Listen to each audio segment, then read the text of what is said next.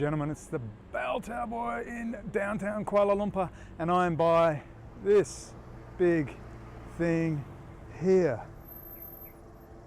It's the Ruddy Great Huge Tower that you can go visit. There's a skywalk up there. I was actually going to go up and film from there. We're going to do a little show about Iran and the impending war that appears to be brewing.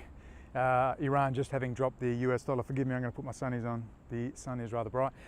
Yes, Iran has decided to officially drop the US dollar, including for its oil exports. Now, it had already dropped the US dollar before that, basically, and it was dealing in euros beforehand. So not a huge deal, but a bigger deal enough. Now, a lot of people are saying, oh my God, they've dropped the US dollar. You know what happens now? Well, not entirely. This isn't Libya. The fact of the matter is Iran is very close in with the European banking crowd. They're very close in with the Swiss banking crowd. How many Iranians did I meet who are working in Swiss banking? Very interesting. Iran has a lot of supporters, particularly in Europe, particularly Germany. Very close friends with Germany, I can assure you. Sanctions, man, I saw so many cranes and so many Porsches driving around. If that's sanctions, you know, Trump, you really got to try harder. But of course, the financial sanctions do bite hard, because the fact of the matter is you can't get money into Iran the usual way. Visa doesn't work, PayPal doesn't work. Well, you can use PayPal to via a VPN to get past their firewall. PayPal is part of the sanctions. Visa part of the sanctions. You have to bring cash in. That's why most people go on organised tours. Regardless, you're going to understand that Iran, well, it's a very complicated matter. Iran has to live, it has to feed nearly, 86 million people. We can't expect them, you know, it's easy to be an armchair general and tell the Iranian government what to do, but there is something a little strange about Iran. It's doing a lot of deals, and I sometimes wonder whether Iran and Israel actually need each other. I really do. You know, Israel's falling apart at the seams. It's got 50 different groups within, all agitating and falling apart. It's made up of lost tribes from all over the world, from Yemen, Morocco, from India. Dregs of society from all over the world, desperate to get to the beaches of Tel Aviv and take the ecstasy and the methamphetamine and the fine nightlife of Tel Aviv. Russian Jews, half of which are Orthodox Christians. You can read plenty of stories about all the checkpoints where the Israeli Defense Force personnel are stopping the Russian Orthodox priests and getting blessings off them, despite supposedly being Jewish, well known if you know people in and around Israel. So it's a very complicated situation over there in the Middle East, isn't it? It's a very complicated situation. Well, for one, is war coming? Normally you'd say yes. If this was 10 years ago, I'd say absolutely guaranteed war's coming. It's not 10 years ago. Things have changed a bit. Things have changed. Everything's up in the air. Everyone's doing deals. Alliances are being broken, reforged, smashed, reforged, carried on. People that you hated yesterday, people are doing deals. China's obviously doing deals with Iran, a lot of Chinese in Iran. China's all over Africa. Trump, Great Britain and Israel are obviously forming their little tripartite axis of evil. Well, some would say it's a good thing, a re-establishment of the old British Empire. And of course we've got the fourth, the feminine, the completion, Australia sitting down here in the South Pacific. Everyone's playing their part. But will war actually happen? That's a good question, Bo. I'm up in the air. I know that Lockheed Raytheon is really hoping for war. NATO intelligence reports indicate the threat of ballistic missiles is increasing in number and complexity. By 2018, all of Europe will be at risk. From sensors to interceptors, Raytheon's proven ballistic missile defense systems provide layered defense around the world. Defending the continent requires a robust system of integrated land, sea, and space ballistic missile defense assets. As a forward-based mode ANTP-2 radar deployed in Turkey continuously searches the sky, it detects launch of an intermediate-range ballistic missile headed toward European population centers. The radar discriminates between threats and non-threats before passing critical information to NATO Headquarters Allied Air Command, Ramstein, Germany. NATO relays the target information to sensors and fire control commanders across Europe. A Netherlands frigate in the Aegean receives the ANTP-2Q through NATO and starts tracking the threat with its upgraded Smart L radar. the frigate passes threat data to a German frigate in the Adriatic Sea that is optimally positioned for engagement. The German frigate launches Standard Missile 3 in response.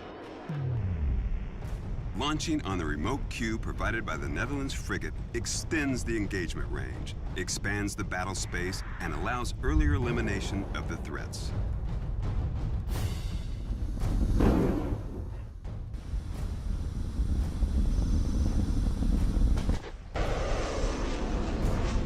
Standard Missile 3, or SM-3's long range allows it to defend large geographic areas and their populations across all of Europe.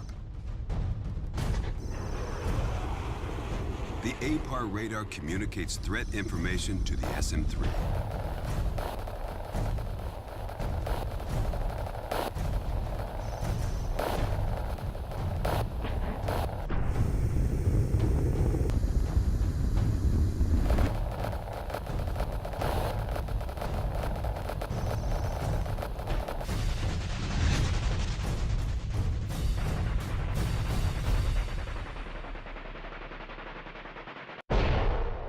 Within minutes of launch, the sheer force of impact obliterates the threat high above the Earth's atmosphere. Raytheon's integrated air and missile defense assets continue to watch the skies, day and night, keeping the U.S. and allies safe around the world. They are real, proven, and deployed around the world today.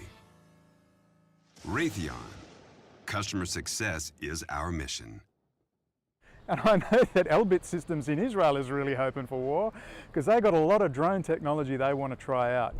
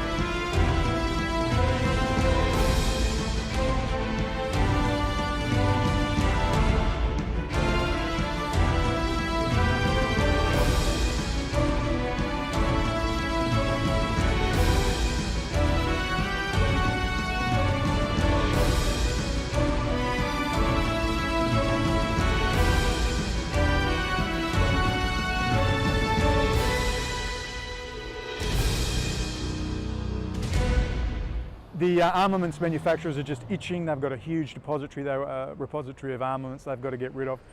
Trump's 70 billion increase in defense spending, well, they have to. It's just like the Reagan era, for those of you old enough to remember when Reagan came in, the economy was in tatters. There was a lot of problems, just like there is now under Carter. I like Jimmy Carter, but had a bit of a rough trot. With Reagan, the first thing he did was increase military spending. That's the first rule of thumb. If you want to get the US economy or any economy back on track, increase your defense spending, your high technology spending, and that's in the defense industry. That's going to stimulate your economy. That's your first thing you do. It doesn't necessarily mean war is coming. War is sort of an almost inevitable result of increasing the spending. You've got a lot of armaments you've got to expend, and enemies, real or imagined, you're going to have to take out. What the president proposed this evening could lead to one of the most radical turnabouts of our time in strategic nuclear policy, and we will spend most of this broadcast trying to put that extraordinary proposal into some kind of perspective. But when the president went on television this evening to talk about the Soviet military buildup and the need for an increased U.S. defense budget, let me share with you a vision of the future which offers hope. It is that we embark on a program to counter the awesome Soviet missile threat. Let us turn to the very strengths in technology that spawned our great industrial base and that have given us the quality of life we enjoy today. My first budget will be submitted to the Congress next month. This budget will be a public safety and national security budget, very much based on those two, with plenty of other things, but very strong. And it will include a historic increase in defense spending to rebuild the depleted military of the United States of America at a time we most need it. This is a landmark event, a message to the world in these dangerous times of American strength, security, and resolve. So we all know that that's why Trump's doing this. And remember, Trump's just the tip of the spear. I want to look at who the shaft is. And the shaft is, of course, the nationalistic business sector forming an alliance with the godforsaken Israelis, Netanyahu, and the whole Zionist crowd. Whatever. Everyone's got self-interest. Everyone wants a job. There's the intelligence agencies and the armed forces who've had enough. They're sick of being a joke, because that's what they are, a running joke these days.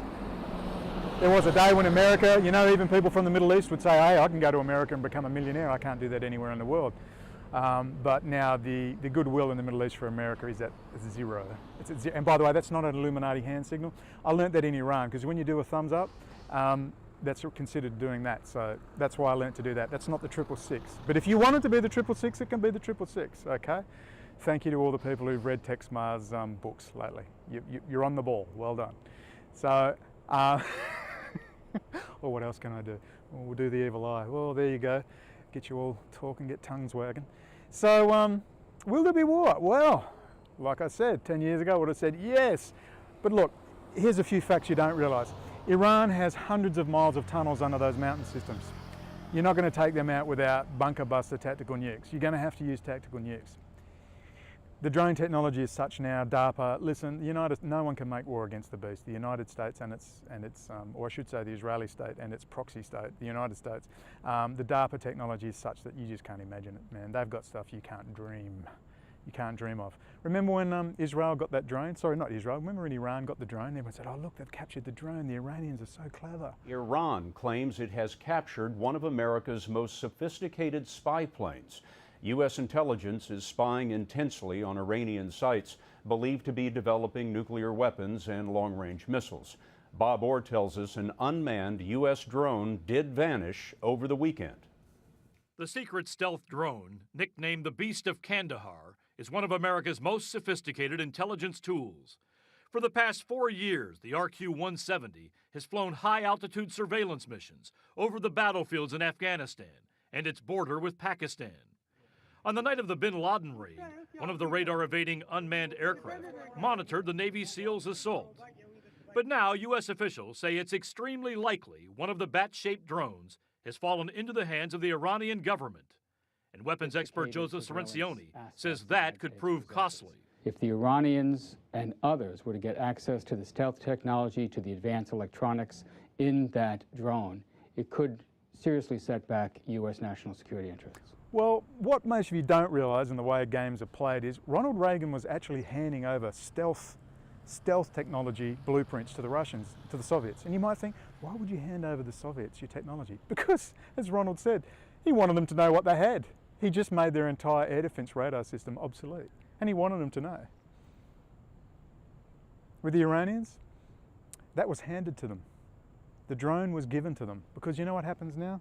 Lockheed Raytheon or wherever the company was that made the drone, you know what they're going to do now? They're going to go, oh my God, oh my golly gosh God. The evil Iranians, Satan's little helper itself, have got hold of our latest drone technology. Oh my God. Well, you know the only answer to that will require another $10 billion contract to get the next level of technology because man, one of your arch enemies has got your latest drone. Oh my God. Look, it's called advertising and marketing and building your business. If I'm a window repairman, I go around smashing windows. And if I'm an armaments producer, I better make sure I've got at least a marginally believable enemy that I can scare the pants off the American taxpayer with. Iran showcases new combat drone copied from U.S. unmanned aircraft. Iran's Revolutionary Guard has built a new attack drone which is similar to a U.S. unmanned aerial vehicle captured 5 years ago, Iranian media reported on Saturday. The semi-official Tasnim news agency says the Saga Thunderbolt drone is similar to the RQ-170 Sentinel spy drone. Iran's state-run Press TV says the long-range drone can carry 4 precision-guided bombs. Neither report gave figures for the drone's range. So they'll fund me another $70 billion this financial year over and above what you spent last financial year. The entire arms industry, like the drug dealing industry and the oil and gas hydrocarbon industry, is a gigantic fraud and has been for a long time. Remember peak oil? Who remembers peak oil? We're running out of oil. It's got to be $120 a barrel. We're running out of oil. Yeah, just Africa unexplored, Australia fundamentally unexplored with the largest, I really should turn this phone onto silent, regardless, it'll be entertaining. It's all garbage. The arms manufacturers gave that drone to Iran. They gave it to Iran. Here's Mudge. Mudge is a legendary hacker. You can watch him on DEF CON. Mudge. Friend of Julian Assange, typical of the little hacker crowd. They're interesting people. Some of them are very good people. Some of them highly compromisable. They're all potheads, meth freaks, dexamphetamine users, and like downloading Japanese anime porn. Therefore, they're pretty easy to co-opt and get in trouble. So I wouldn't trust half of them. But Mudge, like so many, sold out and went and got a job at DARPA. While Mudge was there, he saw some things. He did a very interesting lecture. In this lecture, you're going to see this little extract. What he basically says is, imagine I'm having lunch. This is Mudge, right? Imagine I'm having lunch with a defense contractor. And he says, hey, do you notice that some drone went down in the Middle East region over there? He doesn't say where, but he's talking about Iran. And imagine that RSA encryption was compromised at a certain defense contractor. And that certain defense contractor didn't even bother to fix it. And you imagine that that defense contractor having their encryption broken then led to suddenly the Iranians being able to get hold of a drone. Via its knowledge of the encryption technology, it was able to co-opt the drone and land it. And now Iran, part of the evil empire and Satan himself, now has our latest drone technology. But just imagine this, as Mudge goes on to say. Imagine if, well, he infers it was deliberately done. Why? Why didn't they fix it? Well, he said, why would they? Now Iran has the new drone technology. And instead of Lockheed, Raytheon, or whoever, I'll edit in who actually made that drone, instead of them being punished, what happens is this. You simply go back to them to get the next level of technology, because as he says, if you're the top of the game, to give a contract to another competitor when you've got all the best people, all the equipment and all the internal proprietary knowledge, you can't go to another contractor. You've got to go back to the same contractor.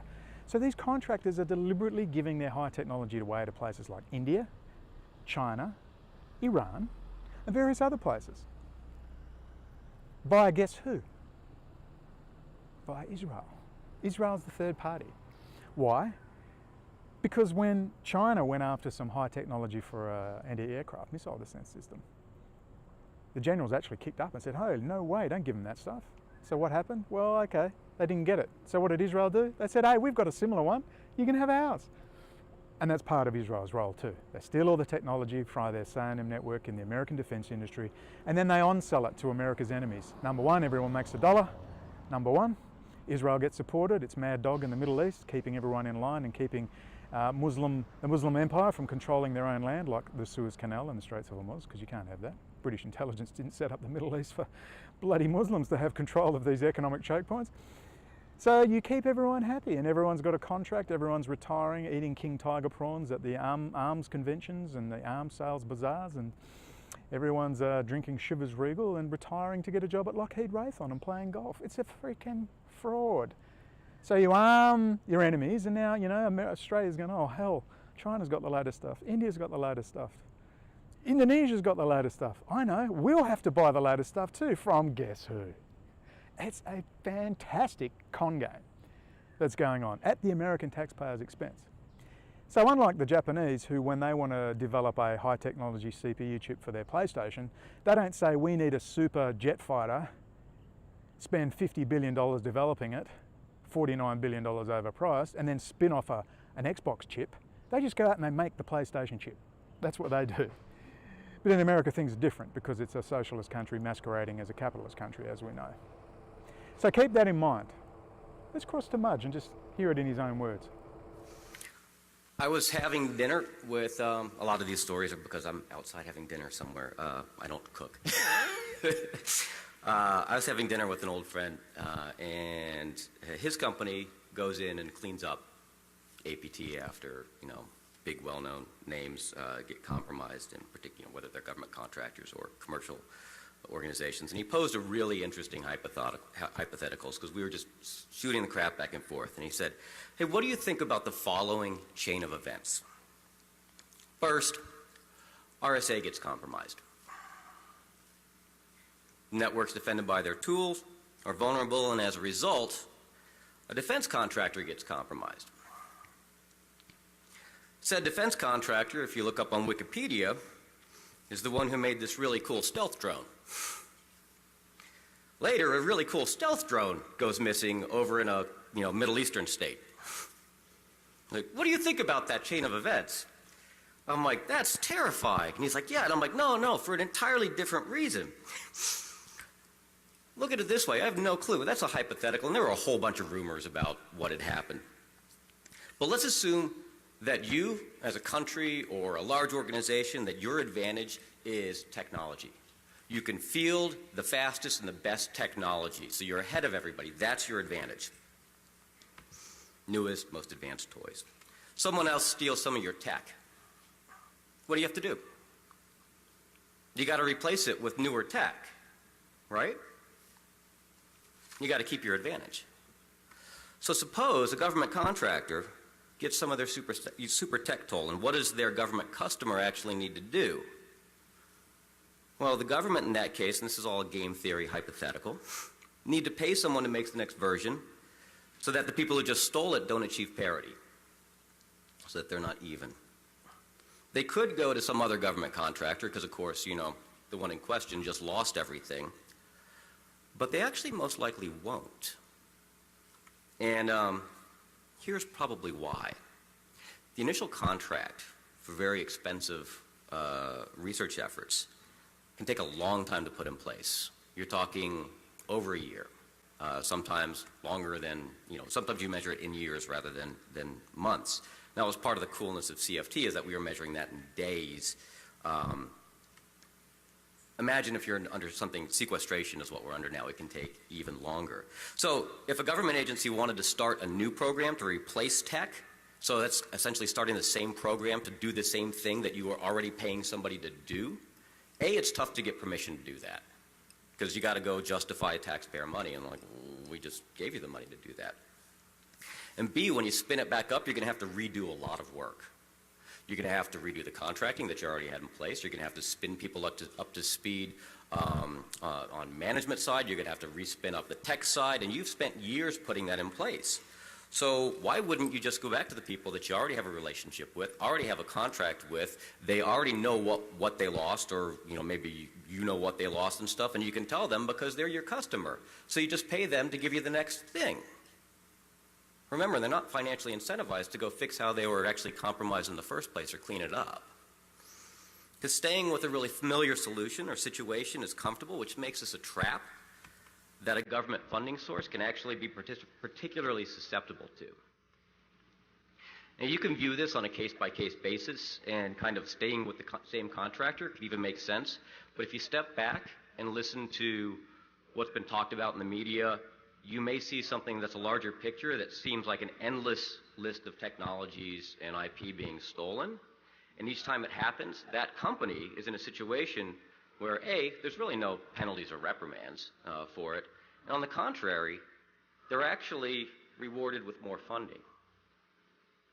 So because their customer needs to make the next text to replace the stuff that just got stolen, to replace the stuff that just got stolen, to replace the stuff that just got stolen. So yeah, game theory is a bitch, because if you look at it this angle, and part of the neat thing about game theory is you can fall into game theoretics without realizing that you're doing it.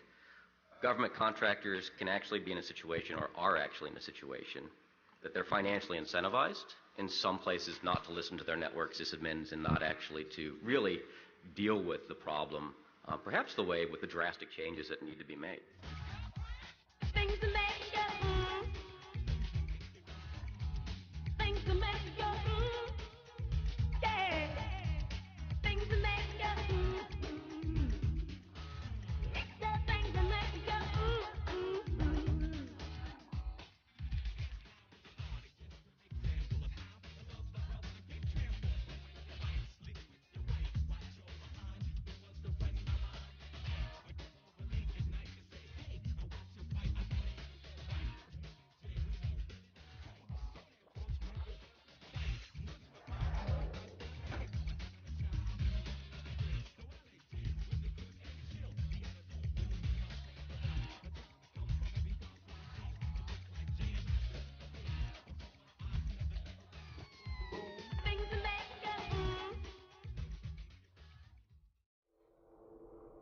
You see the game? How will Iran turn out? I'd say Iran's going to back down. I'd say Iran is going to learn its place.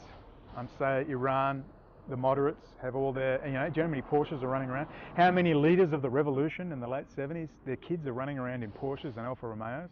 So much for the revolution, brother. Man, in 2.5 months I was in Iran, I wasn't that impressed. There's the barefoot crowd of President Mahmoud Ahmadinejad, hope he gets back. Ayatollah Khomeini told him not to run. He was going to run again because he's the only one with any balls over there and not sold out to the Swiss banking crowd. It's a complex little issue. But Iran's pretty cocky and pretty confident. They told me, many of them, they told me, I was working with the Persian Gulf Studies Centre, that they want to reinvigorate the Iranian Empire, they want to call it. They want to take back in Turkmenistan, Afghanistan, all those regions there. They have imperial ambitions. Good luck to you. Why shouldn't you? Far out. England's had imperial ambitions for 400 years. Why shouldn't you? Good luck to you, but you're going to get blasted. All right. Japan learned the hard way because Iran and China are where Japan was 1941. If you are not careful, there's one country in the world that's dropped 2 atomic bombs and has firebombed whole cities, and they'll do it again. So I'm not going to tell the Iranian government what to do. Who am I? I mean, who am I? I'm just some guy. But I met some pretty ignorant people there. I was surprised. They knew nothing. I mean, this is a country whereby I met some pretty ignorant people in my own country.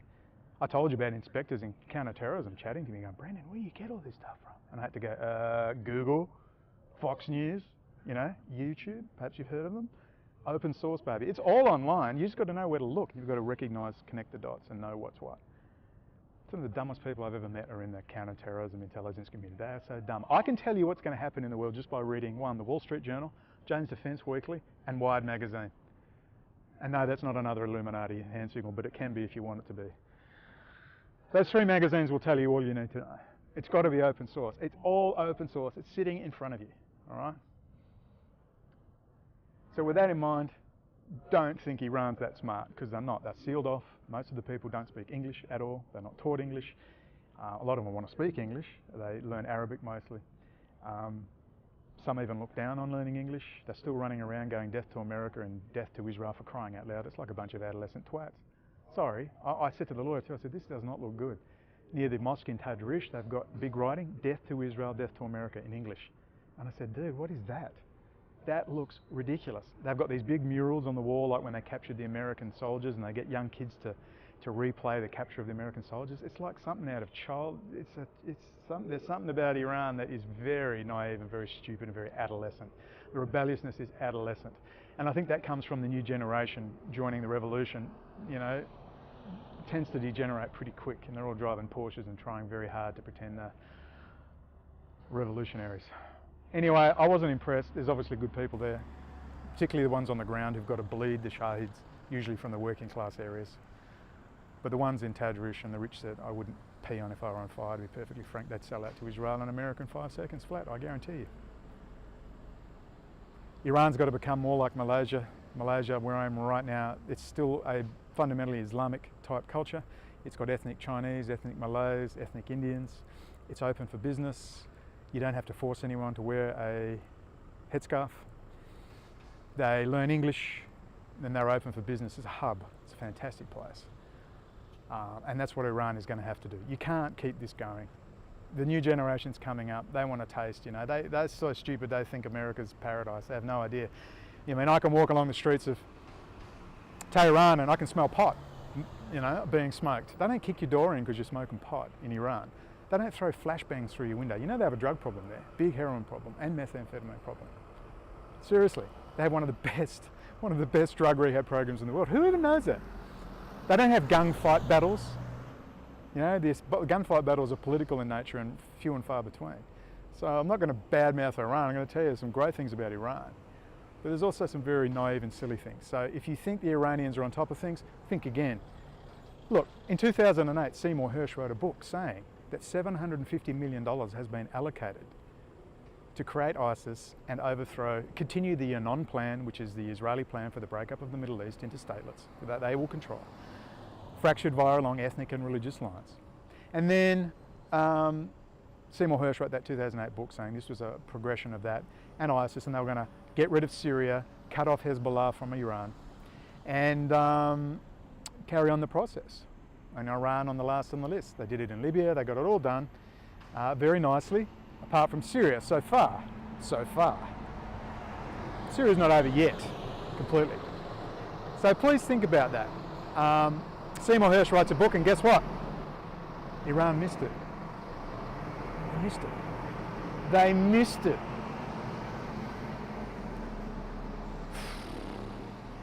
What can I tell you? So there you go. Just like our government, you know, the Office of National Assessments missed the fact that Israel is a notorious backdoor electronics eavesdropper on friend and foe alike. So let's buy all our encryption and all our radios from Israel. That's a great idea. It's a fantastic idea. Yeah, you know, that country. Well, they missed it. And it took a bum like me to kick him in the teeth, in the nuts, and wake him up. Think about it. Don't have too much faith in them, sorry. They may be on 120 grand a year. I was on $15,000 a year on the dole. Somebody pay me, please. So there you go. Is there going to be war? Well, if there is, Iran's going to lose. I know that. They've got 1,000 ballistic missiles. That's why the foreign ministry is so run down. I was pretty surprised at the state of the foreign ministry. It was pretty run down. But as someone said, Brendan, they're spending all the money on ballistic missiles, mate. And atom bombs. They are enriching uranium for an atom bomb. Please spare me. I used to give them the benefit of the doubt. It's clear they're making an atom bomb. They've got the largest gas reserves in the world. They don't need a nuclear reactor. And they're going to stick it on top of one of their very proficient and very accurate ballistic missiles. And I don't blame them. I understand they're scared. They're surrounded by bases, but they're not going to win that way. They could win by holding conferences on Israeli intelligence activity. They could win by holding conferences on Jewish, racial and religious supremacism as the foundation for the Israeli state, but you didn't want to do it because I had to beg and scream for 3 weeks and threaten to leave and embarrass the state if they did not do it. So you tell me what's going on in Iran. You tell me. As someone said, Brendan, they need each other badly, Israel and Iran. You took away Israel and all those bases, Iran would fracture in 5 pieces immediately. You watch the fight start. Same in Israel, they'd fracture along 20 different lines. Whatever the truth of the matter, because I don't propose to have the exact truth, I'm just throwing some options in there you may not have thought about based on my 2.5 months there. There's something very wrong with that place. There's something very wrong with Press TV.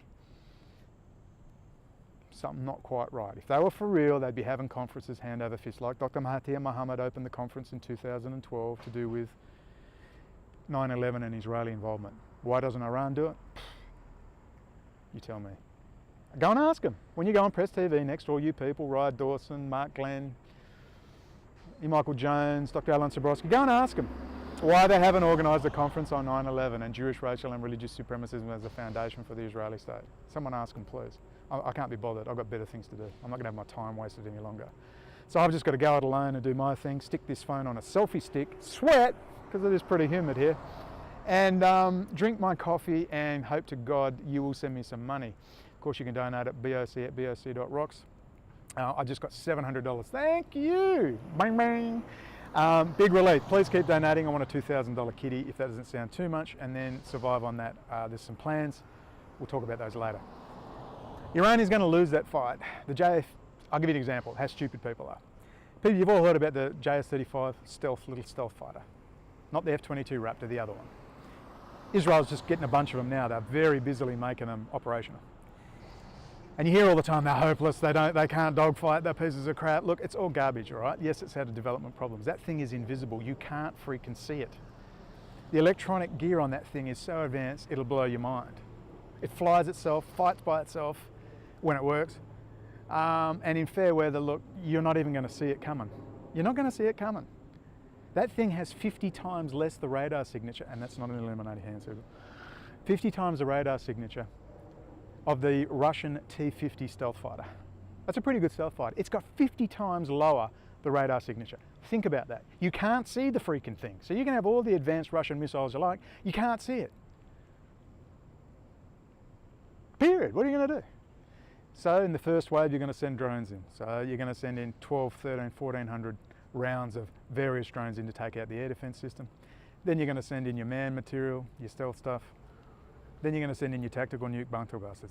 That's what's going to happen. And there will be nothing left of Iran but glowing embers. Will they get off a few ballistic missiles? Yes. Will Israel take some hits? Yes, but they'll use that to their advantage. There'll be dead bodies and kids on the floor, and they'll be going, look, Holocaust, look, man, Israel, the leadership don't give a damn about ordinary Jews. They're happy. They want 10,000 dead Jews, and they'll be going, They tried another Holocaust. We had to do it. And they'll use 100 tactical bunker buster nukes. And there'll be nothing left of Iran. Nothing. I'll probably spare the oil and gas buildings. But that'll be it. Done. Finished. There you go.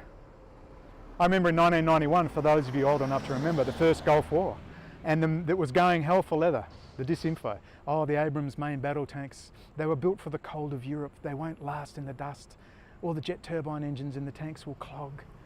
And they said the Apache gunships were made for Europe. They won't work in the desert heat. The turbines will clog up. Well, that was all bullshit. They worked perfectly and they just cleaned up the Iraqi army like it wasn't even there.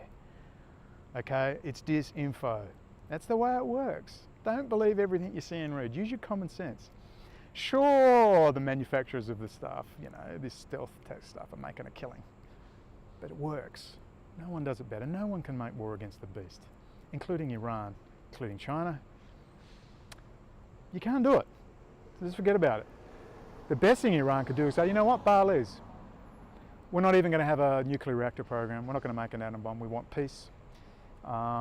We want to get as many people over here as possible as tourists. We're going to not make it compulsory to wear the headscarf. We're going to maintain our conservative, basic conservative nature. We want tourists. They're spending 1.8 billion on the airport. Building infrastructure. They want to become a hub like Kuala Lumpur is to Asia. And they want to have big new airports and planes landing. Just do that. Just tell them whatever you like. It's like Saddam Hussein. The biggest worry of George Bush Sr. was that the first Gulf War, that Saddam Hussein would actually pull out of Kuwait. That was his biggest worry. But Saddam was so stupid and so egocentric and so wanting to be the big man in Iraq, he decided to stay, and of course the rest is history. He got creamed. The United States Armed Forces just creamed it. And of course in the recent Gulf War, I mean, the greatest war crime committed in recent memory, and the people of Iraq. That's what happens. So if Iran's smart, assuming they're smart, and I'm sorry they're not, I'm sorry to disappoint you, they're not, from what I met there, I wasn't impressed, they're going to get creamed. But maybe, just maybe, they will get smart. Get an advertising and marketing executive from the West to, number one, stop screaming death to America and death to Israel. Number one, remove death to America and death to Israel off your billboards. And invite as many people over, learn English, don't throw tourist bags in big piles in the corner. Don't treat foreigners who speak English like crap, because a few times it was downright rude, your people at the airport. Other people at the airport were fantastic. All right, and get out of your friggin' adolescent, recalcitrant, friggin', I don't even know what to call it. Your adolescent rebelliousness. It's garbage. That's like me screaming and yelling. That's embarrassing. And you're a nation state with billions of dollars at your disposal. You've got people like me all over the world, thousands of us, live it off nothing. Why don't you pay us? We'll do the work for you. Give us a wage. Give me 500 Australian dollars a week. I live like a king here in Kuala Lumpur. I'll do the work for you. Why don't you try that? Oh no. Why would you want to do that? You might actually win, which makes us all very suspicious about the whole thing. Whatever the truth of the matter, whatever deals are being done, whatever layers this is operating at through the system, I'm not impressed by the people I've met in the last 8 years, including my own people. I've never met dumber, stupider people in my entire life. This makes me worried. At the end of the day, the people who are going to win this war are people like you and me, ordinary people with our half-poxy joke websites, with our half-poxy joke YouTube channels.